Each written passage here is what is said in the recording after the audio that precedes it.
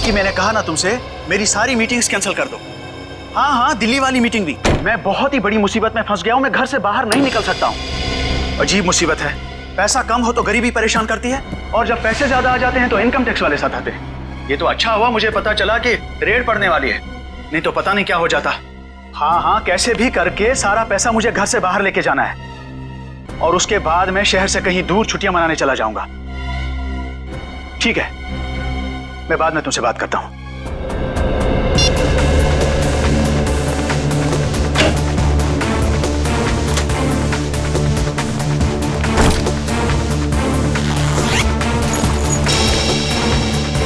पैसा तो सारा ठीक ठाक ही लग रहा है।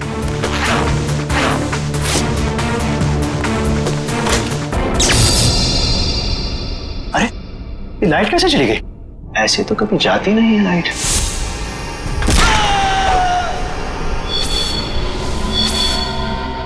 कौन हो तुम और क्यों कर रहे हो ये सब? तुम तो एक लेखक हो ना, जानते ही होगे कि कोई किसी की जान क्यों लेता है। जान लेने की 3 ही वजह होती है, पैसा, प्यार और बदला। मुझे तुमसे बदला लेना है। कैसा बदला? मैं तो तुमको जानता तक नहीं। तुम मुझे नहीं जानते, मगर अंकुश को तो जानते ही होगे ना। अंकुश? अंकुश अनंत, वो मेरे दिल के बहुत करीब था। तुमने उसकी जान ली, अब मैं तुम्हारी जान लूंगा। अंकुश आनंद की मौत का बदला? अरे तुम्हारा दिमाग खराब हो गया है क्या? अरे मुझे निकालो यहाँ से। अरे बचाओ, कोई है? अरे कोई बचाओ। कोई नहीं बचाएगा अब तुम्हें। जिस तरह तुमने अंकुश अनंत को तड़पा तड़पा के मारा था, ठीक उसी तरह मैं तुम्हें तड़पा तड़पा के मारूंगा।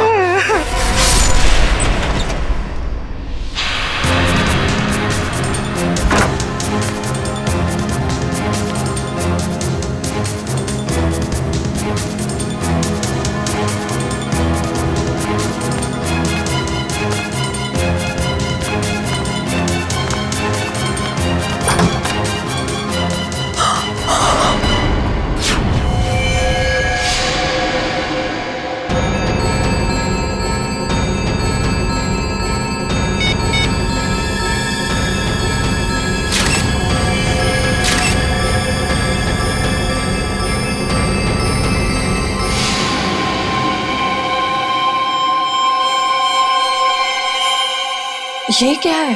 चाकू।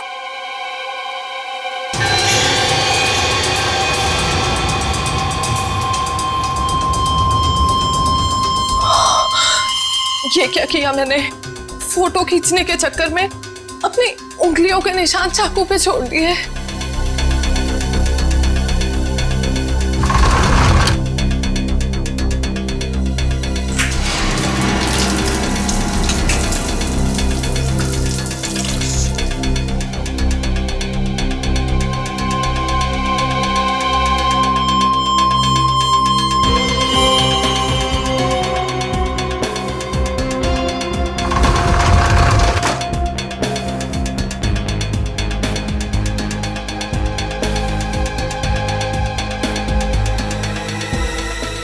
अभी बाहर के पब्लिक फोन से सीआईडी को फोन कर देती हूँ।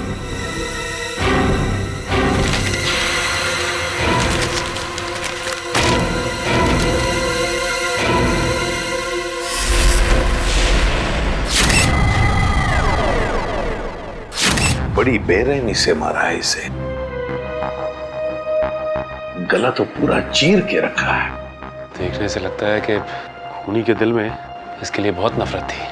हाँ, बदला लेने के लिए किया गया खून है ये। वरना ये देखो, एक पैसे को हाथ नहीं लगाया, एक पैसे को भी।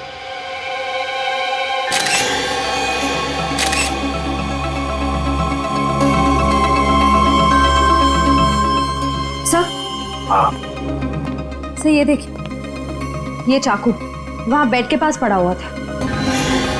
सर, इस चाकू पे तो जरा भी खून नहीं लगा हुआ है, बिल्कुल साफ है। श्रेया, स्प्रे मार के देखो जरा। सर,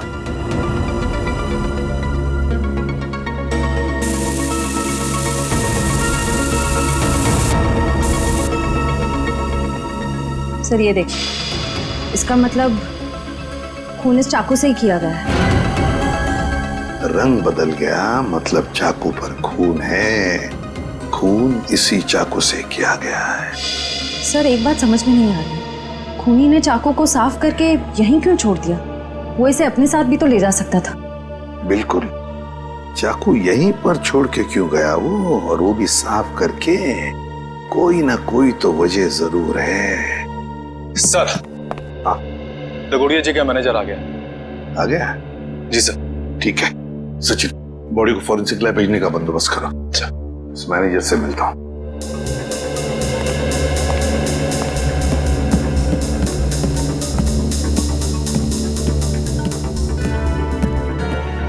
सर ये सब कैसे हो गया सर? मुझे यकीन नहीं हो रहा है सर। सर कल रात को ही तो मेरी दगोड़िया सर से फोन पे बात हुई थी, तब तो सब ठीक था। दगोड़िया जी का किसी के साथ कोई झगड़ा वगड़ा था? कोई दुश्मनी थी? नहीं सर, जहां तक मुझे याद है ऐसा कभी उन्होंने कोई जिक्र नहीं किया। एक लड़की ने हमें फोन किया था, वो कहाँ है? सर लड़की ने? हाँ। नहीं सर, दगोड़िया सर के परिवार में इनके अलावा और कोई नहीं है। दगोड़िया सर अकेले ही थे। तो सर फिर जिस लड़की ने हमें फोन किया था वो कौन थी? सर कहीं वही लड़की खूनी तो नहीं थी?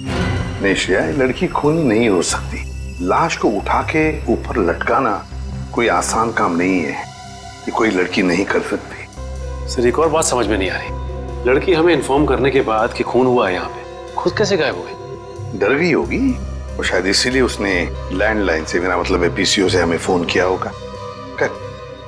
ऊपर जो पैसों से भरी बैग है, क्या जानते हैं आप उस पैसे वाले बैग के बारे में? दरअसल दगोड़िया सर कल काफी परेशान थे। एक्चुअली उन्हें पता चला था कि उनके घर में इनकम टैक्स की रेड पड़ने वाली है, और इसीलिए उन्होंने अपनी सारी मीटिंग्स भी कैंसिल करवा दी थी। अच्छा, तो शायद इसीलिए पैसे ठिकाने लगाने के प्लानिंग में लगे होंगे दगोड़िया जी। बस उसी वक्त खूनी आ गया और दगोड़िया जी का काम तमाम कर दिया।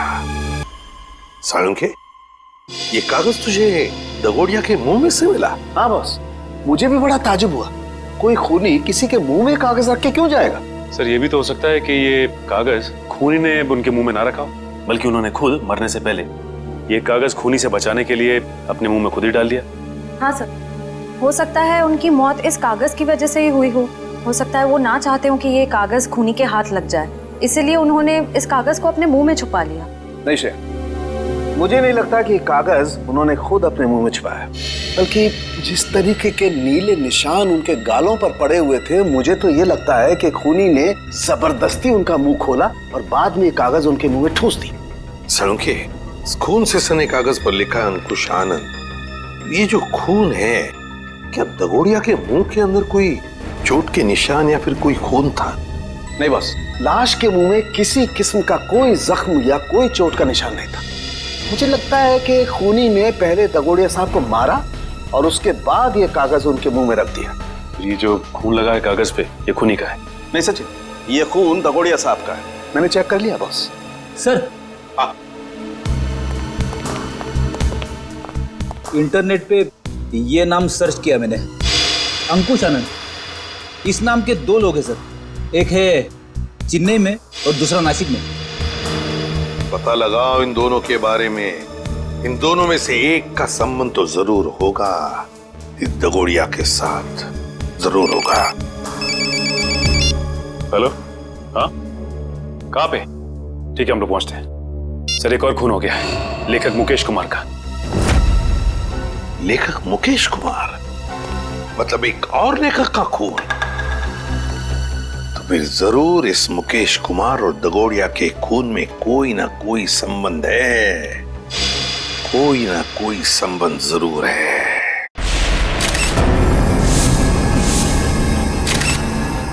बड़ी बेरहमी से कत्ल किया इसका। साळुंखे सर, ये ग्लास बॉक्स एयर टाइट ही है? हाँ कामिन, किसी ने इस बेचारे को इस ग्लास बॉक्स में जबरदस्ती बंद कर दिया, और क्योंकि ये ग्लास बॉक्स एयर टाइट बंद है, इसलिए इस बेचारे को बिल्कुल हवा नहीं मिली, और ऑक्सीजन नहीं मिलने के कारण इस बेचारे का दम घुट गया और ये मर गया। हाँ सर, ये इसके हाथ पे लगे हुए जख्म और ये नाखूनों का निशान और इस पे लगा खून तो यही बताता है कि इन्होंने अपने आप को बचाने की बहुत कोशिश की। एक काम करते हैं, पहले इस लाश को बाहर निकालते हैं। Yes sir.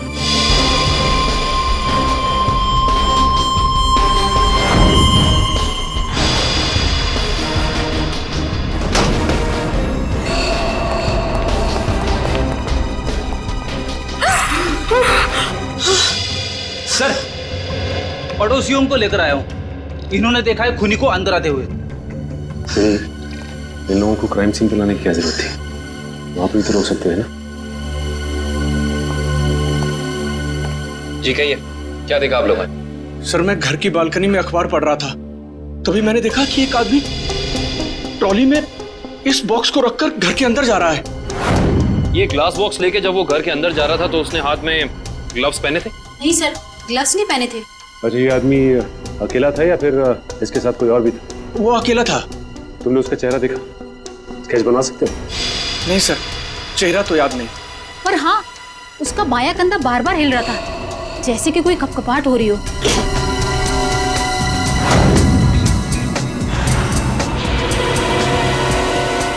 Cabin? Yes sir. एक मिनट।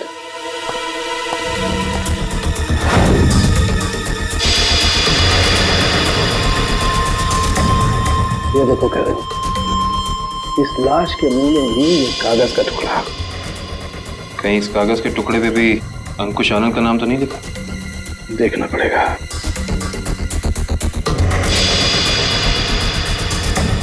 इस पे तो रिजू कालिया लिखा हुआ। रिजू कालिया? ये तो रिजू कालिया इनकी किताब का ही एक किरदार है, और उसकी भी मौत कहानी में बिल्कुल इसी तरह से हुई थी, दम घुटने की वजह से। इसका मतलब ये अंकुश आनंद, ये भी दगोड़िया की किसी किताब का किरदार है, और ये सारा का सारा काम सीरियल किलर का है, तो एक के बाद एक लेखकों को बिल्कुल उसी तरह से मार रहा है जैसे कि लेखक अपनी कहानी में किरदार को मारता है। ऐसे ही लगता है। सालों के सर, ये ग्लास बॉक्स पे कोई फिंगरप्रिंट्स मिले अभी तक कि नहीं? अभी कागज ढूंढा यार, फिंगरप्रिंट्स अभी ढूंढना बाकी है।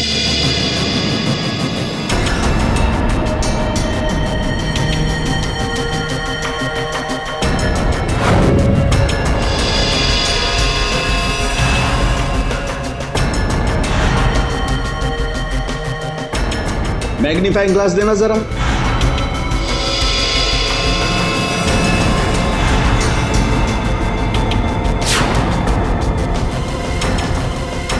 ये कैसे निशान है?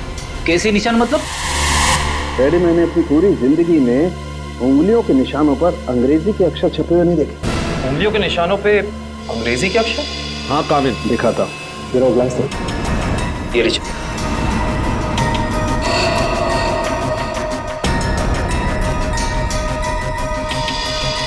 ERIUN। देखो, कैसे कर सकता है? पड़ोसी भी कह रहा था ये ग्लास बॉक्स लेकर जो इंसान यहाँ आया था उसने ग्लव्स नहीं पहने थे। इसका मतलब ये अनोखे उंगलियों के निशान उसी इंसान के हैं।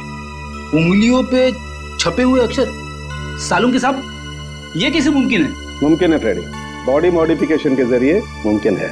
लेकिन सालुंके के साहब, अगर खूनी एक एक कदम फूक फूक के रख रहा है तो फिर उसने हैंड ग्लोव्स ना पहनने की गलती कैसे की? क्योंकि ये गलती नहीं है, बल्कि जानबूझ के किया गया है। ये सीरियल किलर अपने हर खून पे अपना सिग्नेचर छोड़ रहा है, इन अनोखे उंगलियों के निशान के जरिए। हाँ, और इस तरह के निशान हर आदमी अपनी उंगलियों पर बनवा भी नहीं सकता। और इस तरीके के निशान हर जगह बन भी नहीं सकते। इस शहर में ऐसे बहुत कम टैटू पार्लर हैं जहां इस तरीके का बॉडी मॉडिफिकेशन होता हो, बहुत कम।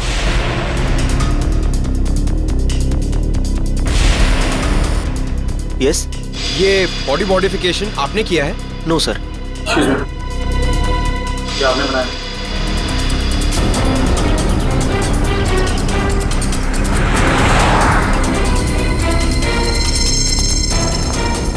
अभी बिजी हूं मैं, बाद में आना। हम भी बहुत बिजी रहने वाले लोग हैं, बाद में आने का वक्त नहीं है हमारे पास। बिना अपॉइंटमेंट के आ रहे हो? मैं तुम्हारा टैटू नहीं बनाऊंगा। सीआईडी शिवा, बाद में आना। क्या हुआ सर? मैंने कुछ किया क्या? शहर में कुछ खून हो रहे हैं। खून? किताब लिखने वाले लेखकों के। लेखकों के? पर मैं तो टैटू आर्टिस्ट हूँ सर, मेरा क्या लेना देना इससे? हो सकता है कुछ लेना देना हो। मैं समझा नहीं सर। बॉडी मॉडिफिकेशन भी करते हो ना? तो जी हाँ सर, मेरे पास लाइसेंस भी है, मैं दिखाता हूँ। कोई जरूरत नहीं। ये फोटो ध्यान से देखो। ये त्रिकोण वाली कलाकारी तुमने दिखाई थी किसी के हाथ पे? जी हाँ सर, मैंने की थी, पर मुझे नहीं पता था कि ये किलर होगा सर। पता है हमें, डरो मत। हाँ, लेकिन इस इंसान की कोई ना कोई डिटेल तो जरूर होगी तुम्हारे पास, है ना? जी हाँ सर, मैं एक मिनट में लेके आता हूँ सर। जी हाँ सर, देखिए सर, त्रिकोण अनुकरण नाम है इसका। त्रिकोण अनुकरण? ये किसी आदमी का नाम है या किसी एनजीओ का? त्रिकोण मतलब ट्रायंगल और अनुकरण मतलब किसी की नकल करना। मतलब कोई ट्रायंगल बना के किसी की नकल कर रहा है? शायद त्रिकोण नाम का कोई पुराना सीरियल किलर रहा हो जिसकी नकल ये वाला खूनी कर रहा है। एक काम करते हैं, अपनी डेटाबेस में चेक करते हैं कि त्रिकोण नाम का कोई क्रिमिनल था क्या। हाँ निखिल, त्रिकोण नाम का सीरियल किलर कहाँ पे? कौन सी जेल में है? शांति नगर। ओके ओके ठीक है, थैंक यू। तो एक त्रिकोण का पता तो चला है जो ठीक उसी ढंग से लेखकों का खून करता था जैसे अभी हो रहा है, लेकिन वो पिछले 4 साल से जेल में है। मतलब या तो ये खूनी जेल से बाहर निकल के मार रहा है या फिर कोई त्रिकोण की नकल कर रहा है। अब जी सारांश सारांश,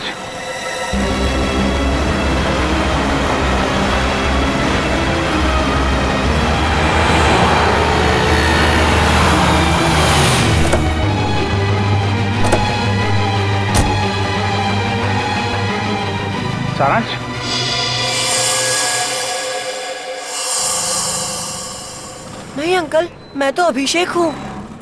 माफ करना, हम इसे कोई और समझ बैठे। सर 15 दिन हो गए, अखबार न्यूज़पेपर्स हर जगह कोशिश कर ली, मगर सारांश हमें मिला ही नहीं सर। मिलेगा पंकज, जरूर मिलेगा। मेरा दिल बोल रहा है सारांश हमें जरूर मिलेगा। सर ये लोग सीआईडी से हैं। आइए आइए सर, मैं आप ही लोगों का इंतजार कर रहा था। त्रिकोण से मिल सकते हैं हम लोग? हाँ हाँ क्यों नहीं, पर सर मुझे नहीं लगता कि त्रिकोण ये सारे खून कर रहा है, क्योंकि इस जेल से बाहर निकलना बिल्कुल ही नामुमकिन है। अच्छा, इस त्रिकोण का स्वभाव कैसा है अभी यहाँ इस जेल में? हिंसक और खतरनाक ही है या? नहीं सर, ऐसा बिल्कुल भी नहीं है। वो तो बहुत ही शांत और सुलझा हुआ है। मैं तो खुद चाह रहा था कि सरकार से अपील करूं कि उसकी सजा माफ कर दी जाए। अब ये कोई संयोग तो नहीं हो सकता कि कोई उसकी नकल करके खून कर रहा है? हाल ही में कोई आया था उससे जेल में मिलने के लिए? नहीं सर, आप तो जानते हैं कि वो स्पेशल सेल में है, और स्पेशल सेल में बाहर वाला तो क्या, कोई जेल का कैदी भी उससे नहीं मिल सकता। चलिए जरा मिल लेते हैं।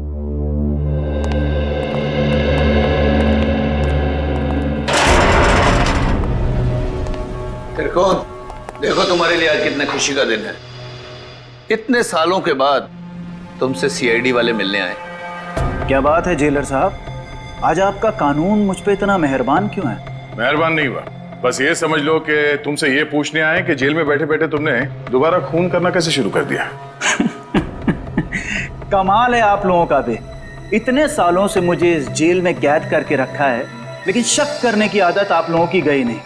तो फिर कौन है वो जो बाहर लेखकों के खून कर रहा है ठीक तुम्हारी तरीके से, और तुम्हारी तरीके से कंधे उचकाता है? कौन हो सकता है जो मेरी तरह खून कर रहा है? शायद तुम्हारा कोई परिवार वाला, कोई दोस्त या कोई रिश्तेदार। कोई नहीं है मेरा। बचपन अनाथालय में बीता है और जवानी जुर्म की सड़कों पर।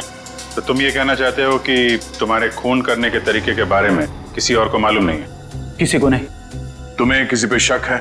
देखो जो कुछ मालूम है बता दो, शायद हम किसी की जिंदगी बचाने में कामयाब हो जाए।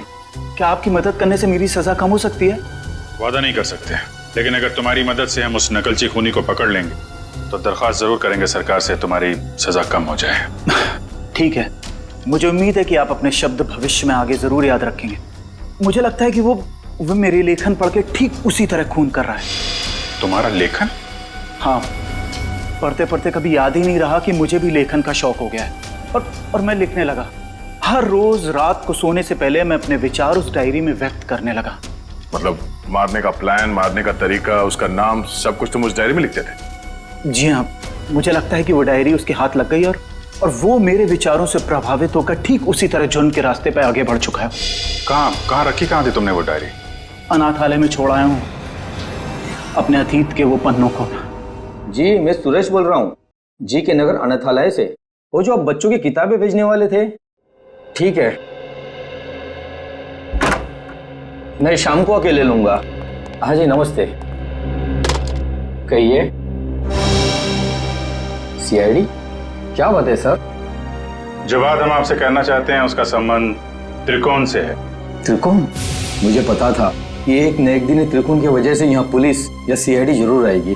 क्या आप पहले से ही जानते थे कि त्रिकोण गुनाह के रास्ते पर चलने वाला था? नहीं, उसे तो यहाँ से निकले हुए जमाना हो गया। जब वो यहाँ आया था तब सिर्फ 12 साल का था। तो क्या वो बचपन से ही हिंसक स्वभाव का था? नहीं सर, हिंसक स्वभाव का तो नहीं था वो, लेकिन वो घंटों घंटों एकांत में बैठना पसंद करता था। किसी से ज्यादा बात भी नहीं करता था। मतलब वो अकेले बैठ के सिर्फ किताबें पढ़ता था? आपको कैसे पता सर? क्योंकि हम मिल चुके हैं उससे। फिलहाल वो जेल में है। ज्यादातर अपराधों की ही किताबें पढ़ा करता था वो। किताबों के पन्नों में डूबकर एक अलग ही दुनिया में चला जाता था। किताबों के किरदारों से बातें करने लगता था कि तुमने खाना खाया या नहीं। कभी कभी तो मैं डर जाता था कि इसका ये जुनून एक मानसिक बीमारी ना बन जाए। आपका डर बिल्कुल ठीक निकला। उसके इसी मानसिक बीमारी ने उसे मजबूर किया उन लेखकों को मारने पे जिनके उपन्यास वो पढ़ता था और जिनके लेखन से वो काफी प्रभावित था। और उन लेखकों को बिल्कुल वैसे मार रहा है जैसे उन्होंने उपन्यास में किरदारों की मौत लिखी है। मुझे इस बात से जरा भी हैरानी नहीं हो रही है, क्योंकि अगर उसका कोई पसंदीदा किरदार उपन्यास में मर जाता तो चीख चीख कर रोता, लेकिन अब तो जेल में है ना, तो आप लोग यहाँ क्यों? देखिए, लेखकों के फिर से खून हो रहे हैं, बिल्कुल उसी तरह से जैसे त्रिकोण करता था। मतलब त्रिकोण जेल से भागकर फिर से खून कर रहा है? नहीं, त्रिकोण तो अभी भी जेल में है। कोई और है जो त्रिकोण की तरह नकल करके लेखकों का खून कर रहा है। किसी पे शक है आपको? नहीं सर, मुझे किसी पे शक नहीं है। चलो ठीक है, मगर त्रिकोण यहाँ पर जिस कमरे में रहता था, क्या वो कमरा हम देख सकते हैं? सर, वो तो बहुत पुरानी जगह है, अब वहाँ कोई नहीं रहता है। फिर भी ठीक है सर। आइए।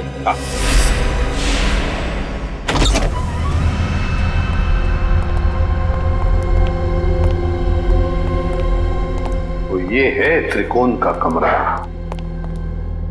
मैनेजर साहब, त्रिकोण के पास एक डायरी हुआ करती थी, कुछ जानते हो उस डायरी के बारे में? नहीं सर, हमें तो ऐसी कोई डायरी नहीं मिली। वैसे आप देख सकते हैं सर, यहाँ पे कुछ पुरानी किताबें पड़ी है, शायद उसमें हो। देखो फ्रेंड, किताबों को ऐसे क्यों रखा गया? संभाल के क्यों नहीं रखा? ऐसे तो दीमक खा जाएंगे इसे। माफ करना सर, दरअसल इस कमरे की तरफ मैंने ध्यान ही नहीं दिया।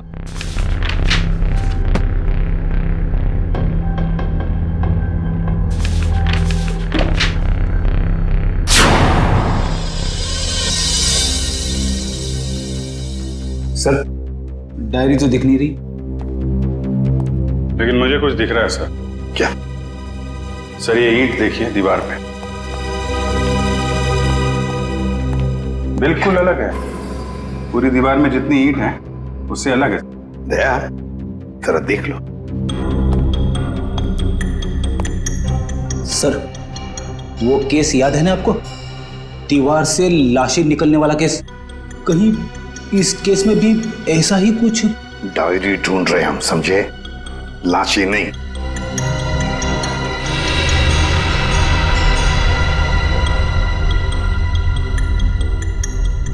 नहीं फ्रेडी, क्या लाश तो दूर, एक किताब भी नहीं रख सकते हैं। सर, देखिए, फाइल कार्ड है। हाँ, त्रिकोण। मतलब वो नकलची खूनी डायरी निकाल के ले गया। अभिजीत, ये जरूर त्रिकोण के डायरी का कवर है। मतलब यहाँ जो भी आया था वो जानता था कि त्रिकोण ने अपनी डायरी कहाँ छुपा के रखी है। ये यहाँ त्रिकोण के बाद में कोई रहता था? हाँ सर, एक लड़का रहा करता था, सुंदर नाम था उसका। ये सुंदर बाद में भी कभी आया था यहाँ इस कमरे में? हाँ सर, आया था। महीने भर पहले वो मुझसे मिलने आया था और कुछ दिन यहाँ रहा भी हो, अपनी पुरानी यादें ताजा करने के लिए। अच्छा, सुंदर। सुंदर का पता तो होगा ना आपके पास? मतलब तुम लोग समझ पाने से पहले ही ब्लास्ट हो गया? वो आदमी तुम्हारे हाथ से निकला और ब्लास्ट पे मर गया? वाह! हाँ सर, वो सुंदर की पत्नी और नौकर को तो पहले ही मार चुका था।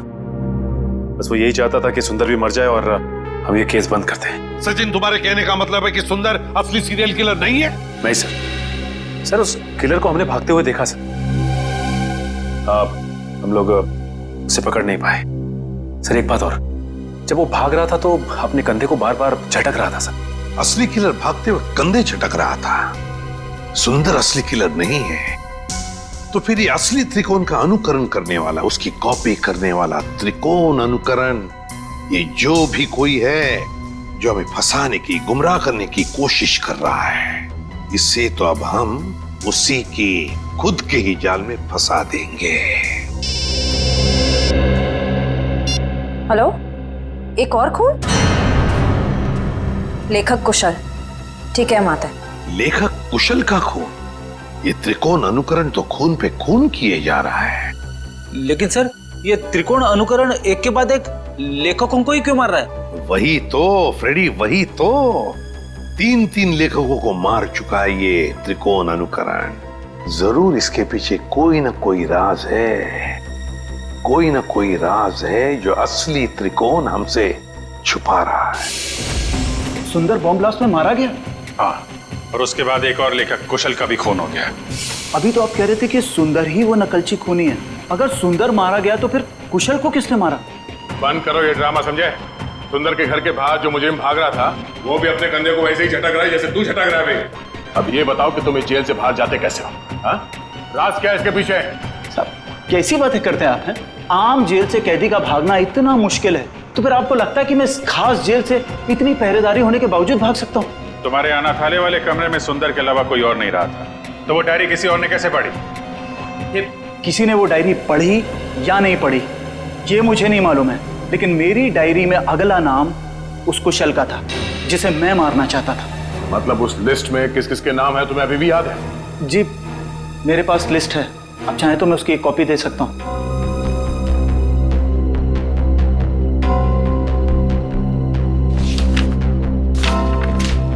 पहले देना चाहिए था, शायद कुशल की जान बच जाती। मुझे इस चीज की उम्मीद नहीं थी।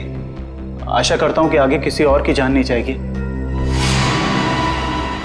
दीपक, आखिरी नाम दीपक का है। खून किया है तुमने, खून। मैंने किसी का खून नहीं किया, मैं तो एक मामूली सा लेखक हूँ। शेखर? भूल गए शेखर को? कौन शेखर? मैं किसी शेखर को नहीं जानता। तुम्हारी किताब खूनी मंजिल का किरदार शेखर। अरे पागल हो गया क्या? वो कोई असली में शेखर इंसान थोड़ी ना है, वो तो मेरी कहानी का एक कैरेक्टर है, मेरा पात्र है वो। चल राइटर साहब, आपको थोड़ा सेंसिटिव होना चाहिए। आप इस तरह जल्दी करेंगे तो कैसे चलेगा? हाँ, अब आप भी जरा इस दर्द को महसूस करिए।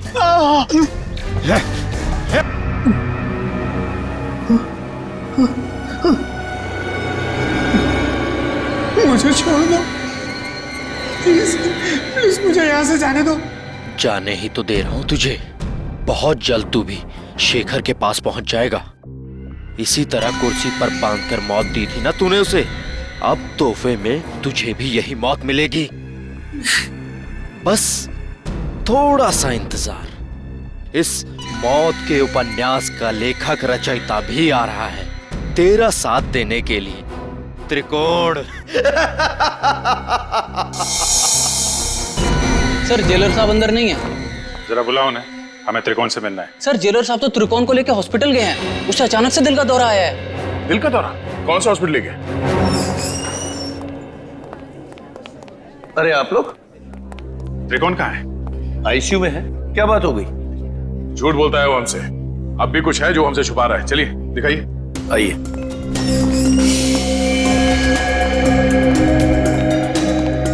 कहाँ है ये त्रिकोण? कहाँ है? अभी तो यही था, कहाँ चला गया? सर, कहीं वो हॉस्पिटल से भाग तो नहीं गया दीपक को मारने के लिए? भाग कैसे सकता है? यहाँ कौन था? कौन वार्ड बॉय था यहाँ पे? सर, मकरंद था। ये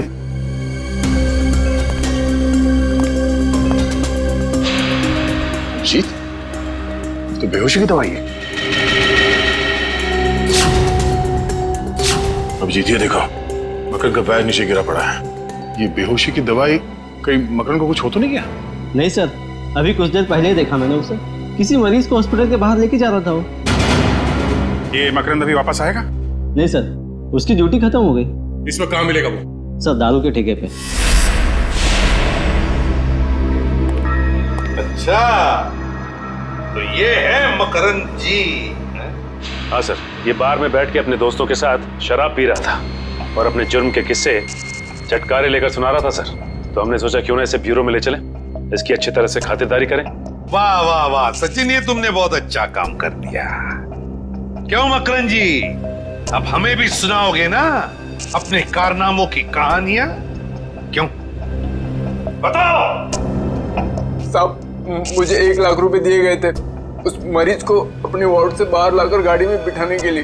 क्या? हाँ साहब। 1 लाख रुपए के लिए अपने आप को बेच दिया तुमने? किसने दिए थे पैसे तुम्हें?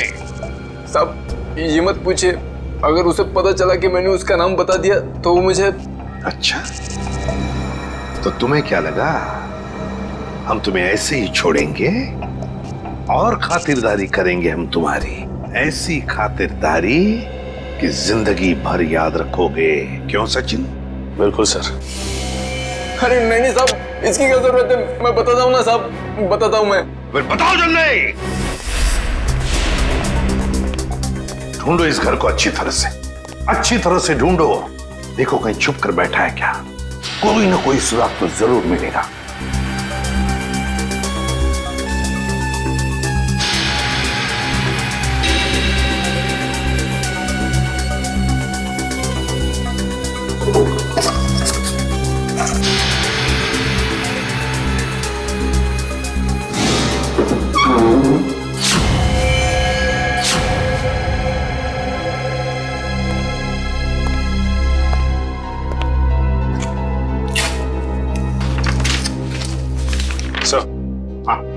ये देखिए सर, ये कैबिनेट के पीछे कुछ रखा हुआ था।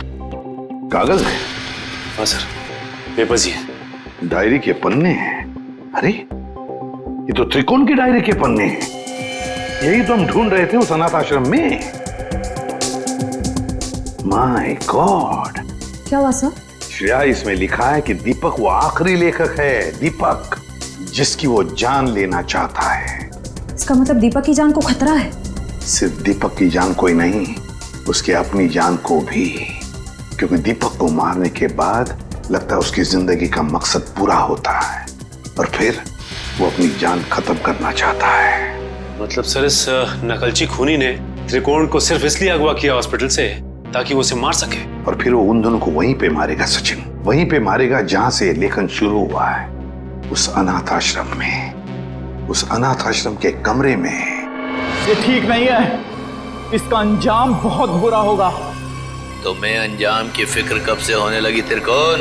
और ये सारा खेल तो तुमने ही रचा था। मैं तो बस इसे इसकी मंजिल तक पहुंचा रहा हूँ। मुझे अपने द्वारा रचे इस गुनाह की गहराई का अंदाजा हो गया है। हम दोनों को मारकर भी तुम्हें वो शांति नहीं मिल सकती जिसके लिए मैंने इतने खून किए।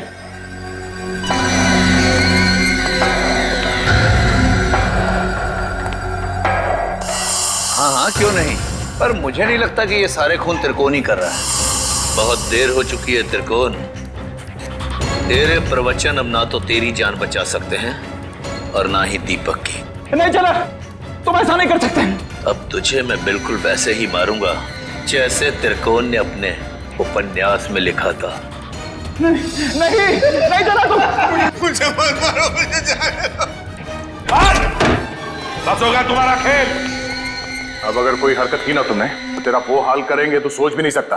सीआईडी, तो आखिर मेरा भेद खुल ही गया। तो अब तुम लोग मुझे फांसी पर चढ़ाए बिना तो छोड़ोगे नहीं। तो क्यों ना मैं फांसी पर चढ़ने से पहले इन दोनों को मार के अपना मकसद पूरा कर लूं।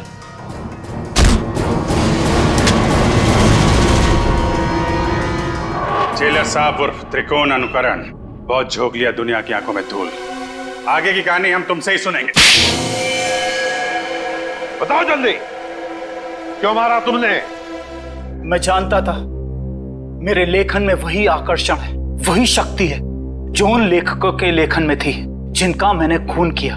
और इसीलिए त्रिकोण ने मुझे इसके अनाथालय भेजा ताकि इसकी डायरी के बहाने मैं इसका लेखन पढ़ सकूं और इसका फैन हो जाऊं। और ऐसा फैन हो जाऊं कि ये मुझसे जो चाहे वो करवा सके।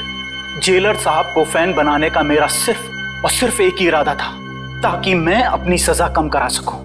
इसलिए मैंने अपने हिसाब से इन्हें खून करने पर मजबूर किया, ताकि मैं आप लोगों की मदद से सुंदर को पकड़वा सकूं और अपनी सजा कम करा सकूं। और सुंदर को बलि का बकरा बनाने के बाद मुझे इस बात का अंदेशा हुआ कि त्रिकोण का सपना कभी पूरा नहीं होगा। इसके लिए कुशल, दीपक और त्रिकोण की जान लेना भी जरूरी है।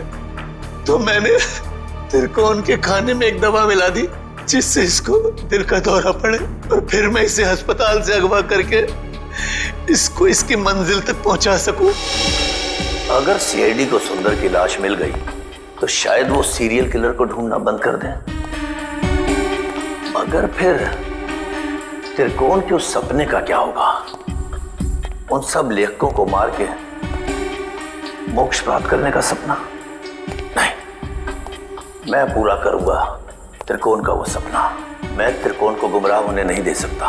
उन सब लेखकों को मैं मारूंगा, और फिर उसके बाद त्रिकोण को भी मैं जिंदगी की जंजीरों से मुक्त कर दूंगा, जैसा कि वो चाहता है।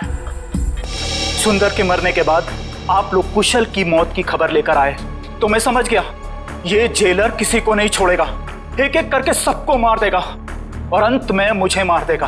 तो और क्या करता? तुम्हारे लेखन में कशिश इतनी है। फिर मैं समझ गया, अगर मुझे बचना है तो उसका सिर्फ एक ही रास्ता है, सीआईडी को तुम तक पहुंचाना, दीपक के घर। वाह रे वाह, कानून का रखवाला, वाह। और ऐसा घिनौना काम एक मुजरिम का साथ दिया तुमने। मैं जानता था कि सीआईडी कभी ना कभी पूरा सच जान लेगी, मगर मैं क्या करता? इसके लेखन के आगे मैं बेबस हो गया था, और इसके शब्दों के माया जाल में मैं एक खूनी बन गया, एक सीरियल किलर। चुप! बकवास, बकवास है सब। तुम दोनों ने मिलकर कितने सारे मासूम लोगों की जानें ली। तुम्हें तो जीने का कोई हक ही नहीं। कानून तो तुम दोनों को फांसी ही देगी, फांसी।